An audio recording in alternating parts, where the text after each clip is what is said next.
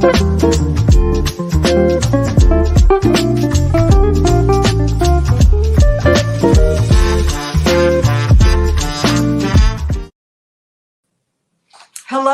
I'm Supervisor Holly Mitchell, and thank you for joining me for a really special version of, you know what it is, just sipping my tea.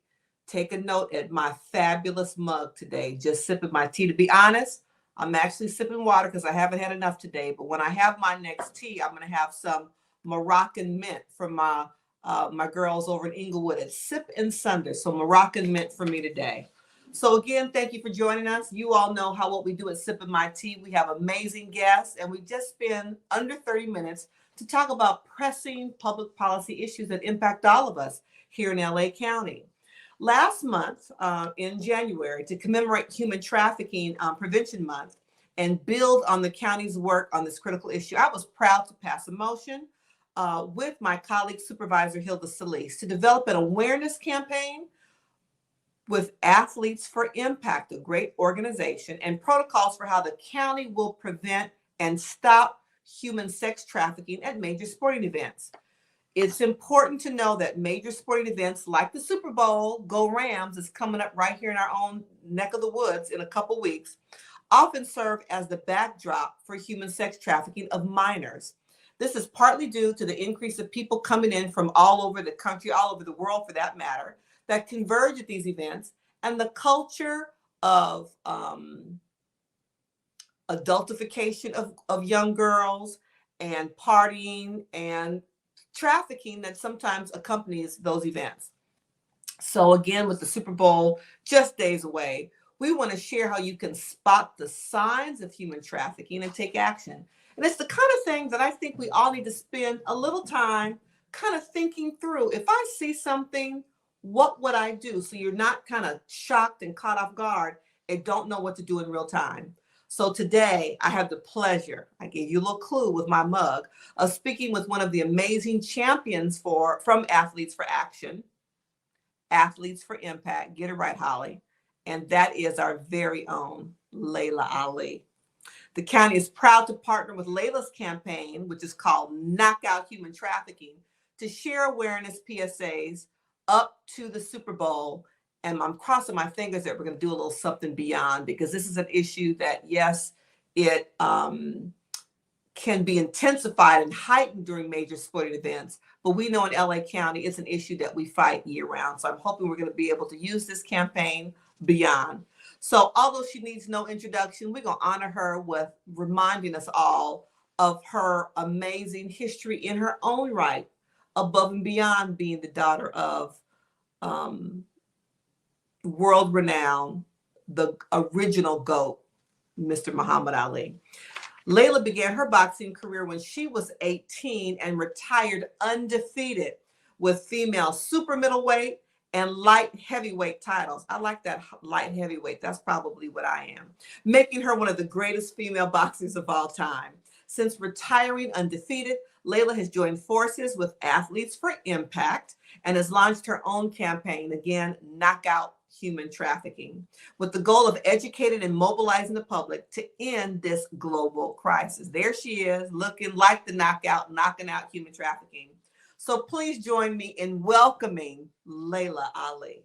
Hi, how are you? I'm fine. How about you? Good. Nice to see you. Nice to see you. So in sipping my tea, I don't drink coffee. I'm a tea drinker. So I always have some kind of mug. I've had great mugs. People send me mugs. So I'm really proud. I know this is corny to you. I know. It's not. No, it's not corny, actually. Okay, good. That's what I haven't seen. I'm very glad to be able to rock this mug as I sip my tea with you today.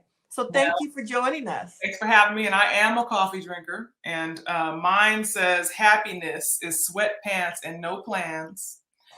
And honey, that is truly something that I resonate with. When I have nothing to do and nowhere to go, that's like a great day for me. And I am sipping wonderful organic coffee from a company called INS Sips. It's a Black veteran-owned organic company. You know, I found them on Instagram. And I don't know if it's any sips or what, but it's INI Sips. So I'm loving it.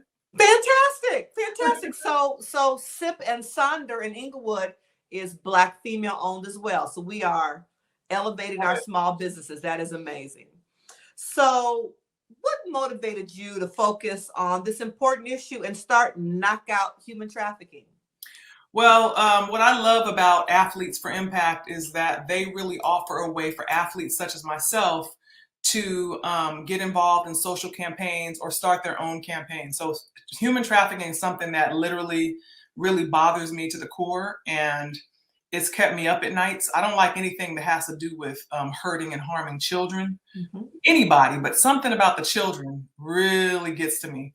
And Athletes for Impact really help to organize the campaign and give the support that's needed. So they do a lot of the work that I don't know how to do, because being an activist takes a team, right? You can't just do it by yourself. There's a lot of people who are working endless hours, doing research, making connections, even just the artwork, the memes, the things, the social posts, all that is what they do.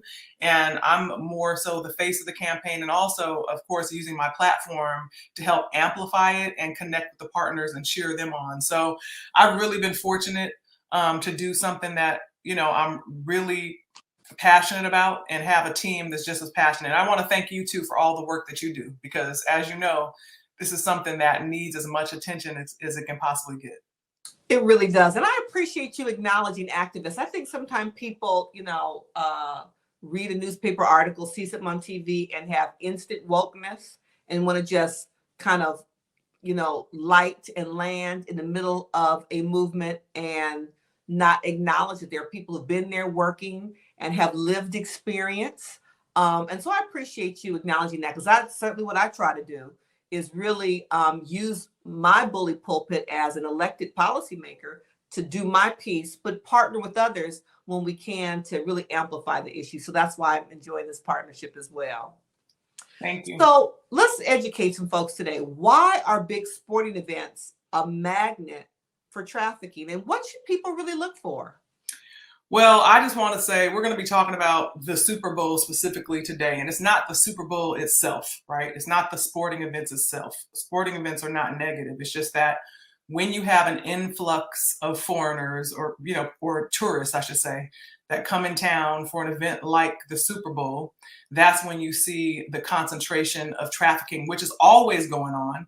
But it's just like having a product, and there's going to be customers there that are going to purchase your product. You're going to make sure that you set up shop, so that's why a lot of times we see during certain times of year, and I have some notes in front of me because I want to make sure I say it all the way it needs to be said, January and February, right, due to the Super Bowl, is when you see, all of this coming out of the woodworks. And it's right there in plain sight, but the untrained eye doesn't really know what to look for. I agree. And so, like you said, it's right there in plain sight. When you see young girls, not in school, by themselves, we can make some judgments about their attire, just kind of standing there by themselves. I have told groups all the time, and have done it a time or two, just ask, hey, are you okay? Do you need some help?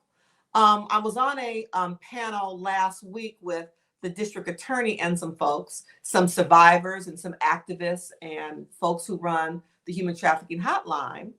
And, we had to talk about it, quite frankly, as a community of color, how some of us are hesitant to call the police. Or a woman said when she was in the market and saw something happen in the market parking lot, she wouldn't tell the grocery store manager. And he was like, I don't know what to do. And so my aha moment on that panel was, I'm going to put the human trafficking phone number in my cell phone. So if I were to see something, that's not when I'm trying to Google who should I call. It's right there in my phone. And I want to err on the side of calling for help. Maybe if help is not needed, then driving away. And like you say, up at night, thinking that I didn't do all I could to help that child or that young woman. Absolutely. We have to really take time to pay attention to what's going on in our surroundings and stop just turning our head, and nowadays, because of how a lot of these youngsters are dressing, I think people are like, oh, that's just the style, or oh, that's just what they're doing, and that's why it's important for us to have these conversations, because it's going to give people a different perspective, so that they can say, wait a minute, actually, because people are just like floating around not thinking nowadays, because they're on their phones, they're just distracted. Right. Right. So that's what I meant when I said it's in plain sight, but to the untrained eye, because most of these untrained eyes are just trained to be looking at their phone and not paying attention to what's going on. Because really, Right. back in the day, you know how it was. It didn't matter if I was your mama or not. I'm gonna say something like, "Hold on, little girl, like, what are you doing?" And it's very simple, like you said, to just say, "Are you okay?" You know, you can't force anyone to do anything. Mm-mm. But a lot of times, you know, some of these girls aren't even, you know, they're all young and shouldn't be making the decision to be trafficked in the first place. But I'm saying some of them are being forced to be trafficked, and they really will look at you like, yes, I do need help. You see what I'm saying? Some of them think that that's what they want to do, and they might say, no, I don't need help. So, you know, but just asking a question is a great start. Or I agree. calling for help, like you said. Right. Right. Just that. Yeah. And, you know, I carried a bill when I was in the state legislature that really talked about the experience of those who are being trafficked and acknowledging that they're victims. And so, you know, in California, before this bill became law, you know, law enforcement would charge them with prostitution. And they would argue, well, that's a way to keep them safe, to get them away from their trafficker. I was like, yeah, but then she's got a jacket and he can hold that against her, that, you know, she's got charges. And the bottom line is you can't consent to sex as a minor. So how are you going to charge me for prostitution if I'm a minor? I can't consent. And so viewing these young people as victims and getting them the supports they need to get out of the life and to give them an alternative, safe place to live, a safe place to sleep, making sure we can counter what the trafficker is offering them as enticement. Sometimes it's housing, knowing the rate of unhoused young people in LA County. Sometimes it's as basic as housing. So we've got to figure out ways to provide them what they need so they can be safe and leave the life. Absolutely, because when we talk about just what types of individuals are vulnerable for human trafficking, it's people who are in unstable living situations. You know, they might have a history of domestic violence or sexual abuse. You know, a runaway or someone who's been involved in the juvenile justice or foster care system. A lot of times they are easy to pull into this. Undocumented immigrants. You know, there's just so many people facing poverty or economic needs. So a lot of times these people are in a weak state to begin with, and that's why they end up in that situation. So we definitely have to see them as victims. Yes, I couldn't agree. I couldn't agree. So how can people stay connected with the campaign and learn more about your efforts? Well, you can absolutely learn more about Athletes for Impact and what they do, or knock out human trafficking by going to Athlete for Impact's website, or follow them on Instagram. You know, there's also a link on my website, LailaAli.com, where you scroll down and you'll see, and it'll take you there. So there's multiple ways, but yeah, just look up Athletes for Impact. Beautiful, beautiful. And I think I want to end it, like I said, that I actually put the number in my cell phone so I can find it when I'm in the moment and trying to figure out what to do. So I want to make sure that everybody has at least one number for the National Human Trafficking Prevention Hotline. The number is, you ready? 1-888-373-7888. I'll repeat, 1-888-373-7888. Or you can text the words "Be Free" to 233-733. And one more thing I want to do just shout out some of our incredible partners who I'm sure you're familiar with, but that are working tirelessly. As we started talking, they don't really get attention for the work they're doing 24/7. Children's Law Center of California, East Los Angeles Women's Center, Journey Out, LA County Probation, Nola Brantley Speaks, Ori Freeman, Saving Innocence Treasures, and Zoe International. So anyone else who's interested in immersing themselves in this work or with one of our partners, they can go to Nola. I'm sorry. She provides comprehensive training for advocacy, all the way to policy and much more. So you can check out her website too, NolaBrantleyspeaks.org. I appreciate you doing that. Those are all organizations I do know. The district attorney has a whole unit focusing on human sex trafficking, CAST here in LA County. So I agree with you. Those organizations are in the front line all the time. And those are the organizations we all rely on for information.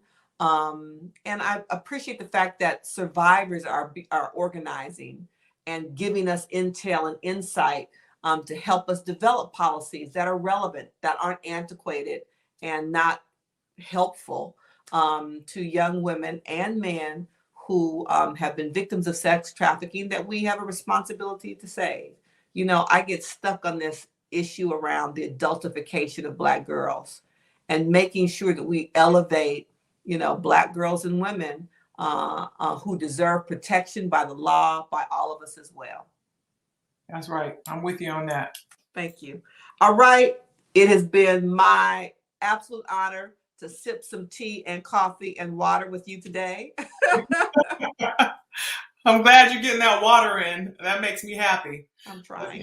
I told you, even though I'm not a boxer, I think I am a light heavyweight. That's what I'm gonna call myself. I'm a light heavyweight.